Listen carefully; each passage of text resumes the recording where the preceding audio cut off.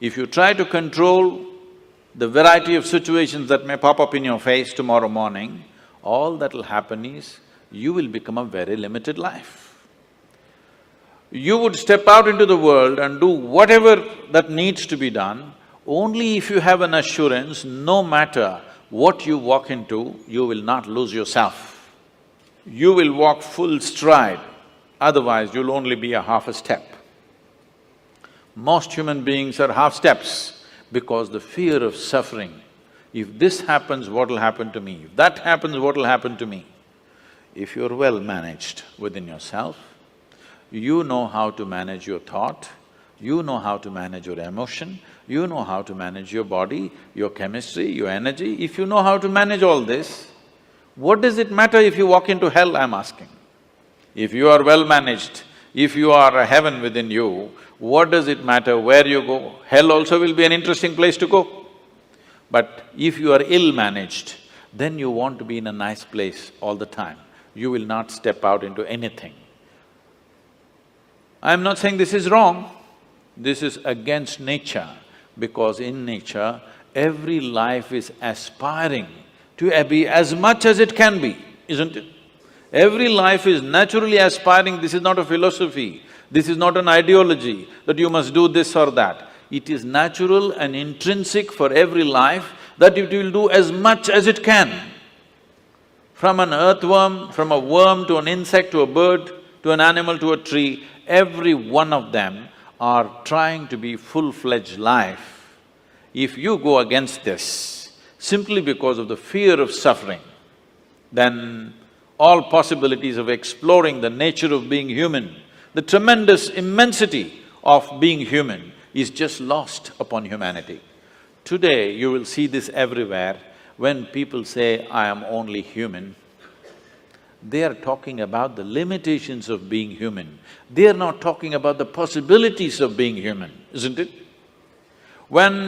If we are the most intelligent species on the planet, if we are the most capable species on the planet, should we be talking about our possibilities or should we be talking about our limitations? Whenever anybody writes or says, oh, we are human, they're always referring to their limitations, never to the possibilities of being human. This is because the most fundamental things have not been taught in our education systems, how to handle your thought and your emotion. Your psychological drama has gone out of control. It's a badly directed drama, believe me. If it was a well-directed drama, you would take it to the conclusion that you want, isn't it? Because it's a badly directed drama, just about anybody can take charge of it. Who is the director of your psychological drama? Just about anybody, isn't it? Anybody can make it into a tragedy. The reason why people have not even learned to manage their thought and emotion. By the time you're 10, you should have learnt it.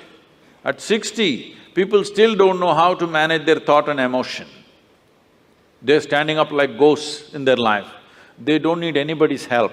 They can go on endlessly creating suffering for themselves. Now, suppose you did not know how… you have normal hands and you do not know how to use it. What would you call yourself? No, you tell yourself, don't tell me, it's okay. Whatever you think, if you have a normal process of mental faculty and you do not know how to use it, it means the same thing, yes or no? Does it mean the same thing or no? You don't have a normal hand, then you can't use it, that's different. We will look at you compassionately. But you have a normal hand and you don't know how to use it. Whatever word you use to call yourself, don't tell me, but the same thing goes if you don't know how to use your thought and emotion towards your well-being, isn't it? Because ill-managed, because the fundamentals of life are not grasped. What is the nature of my existence? If you don't know this, how do you manage it? Only if you grasp the nature of something, then you learn to manage it, isn't it? You don't even see what it is, how to manage it? There is no way to manage it. So the first and foremost thing, that's why, is called realization. You must understand this. In this country, in this culture, we never refer to any kind of spiritual realization as an attainment. We only said it is a realization.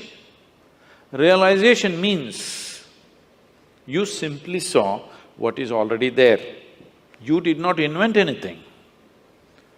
You did not climb the top of a mountain. You are beginning to see everything just the way it is. But that has become such a rarity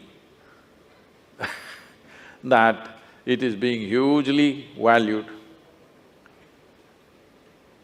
Someone was asking me 3 days ago, I was in Kerala, "Sadhguru, you seem to know everything." I said, "See, there is only one thing I know.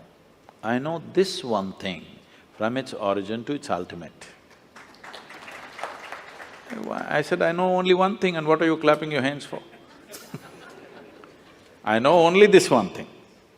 But because the nature of human experience is such, you know everything only through this one, isn't it?